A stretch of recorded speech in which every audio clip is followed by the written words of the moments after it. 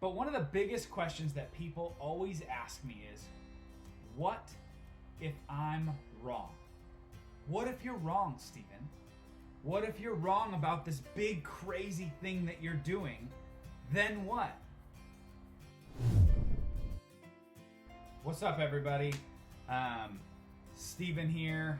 I'm on staff at Echo. I'm the student's pastor. And I wanted to make this video because a lot of people ask me, how did you end up at Echo? How did a guy who spent 5 years at Google move to a tiny town in Minnesota to then sell it all and come back to the Bay Area? Like, how did that happen? And it's a really long story, and we're not going to go into it.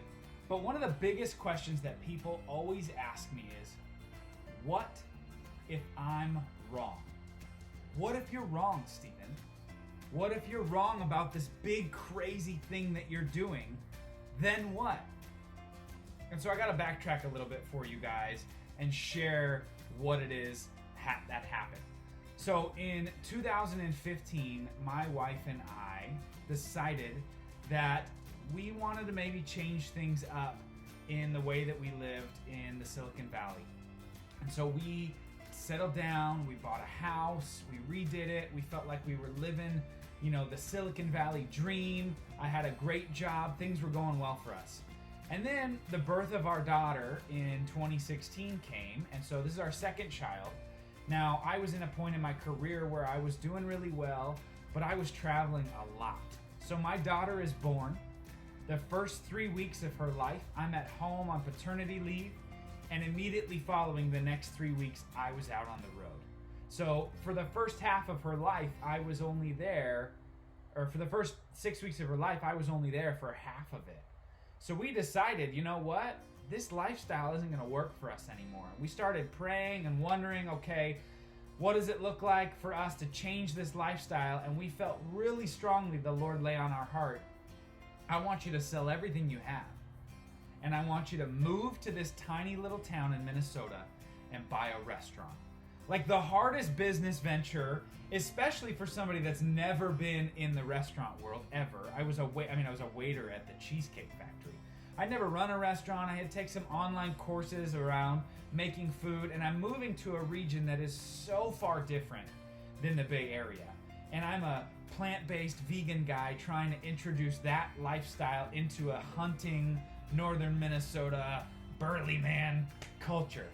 And so we moved there, we adapt to the community, we launched the restaurant, it's going super good, and people were like, man, how did you do that? How's it going? And we were just like, we trusted God. Like, we felt He put something on our hearts, and we went after it.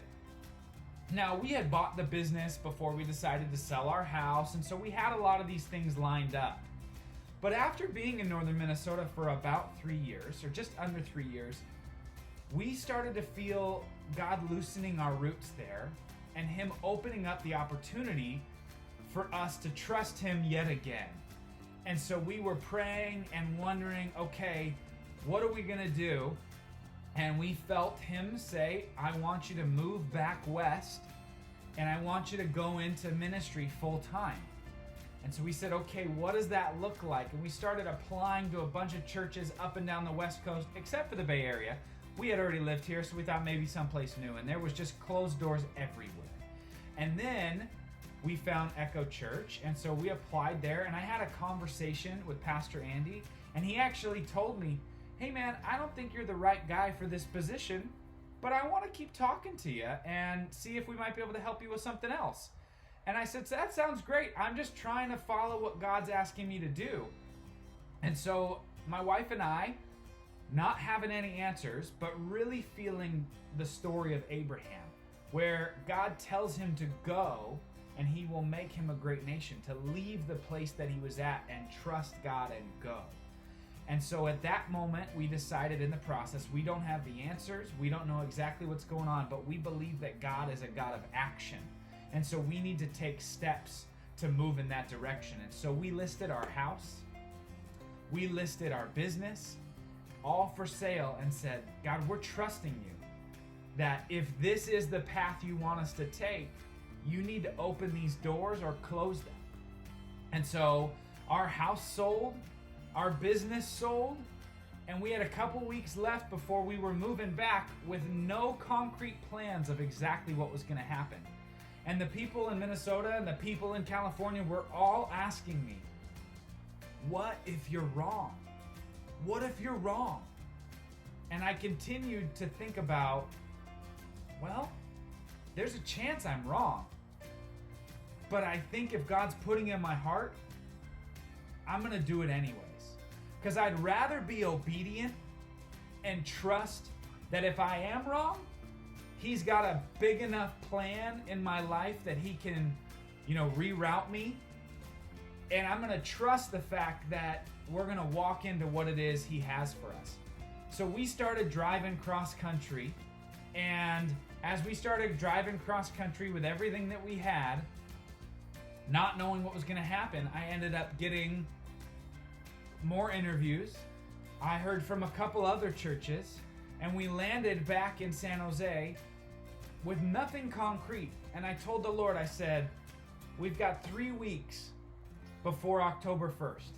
If there is not a job in place by October 1st, I'm going to go and assume that I was wrong and try to look for a job somewhere in the business world. But I trust you, God. I trust you, and I need you to help me in this scenario. So we lined up a lease in San Jose with no job. We figured out how to get the kids enrolled in school with no job and no address, and got all these things lined up, trusting God. And October 1st, I got a job offer from Echo.Church. Everything God had put on our hearts had come to fruition.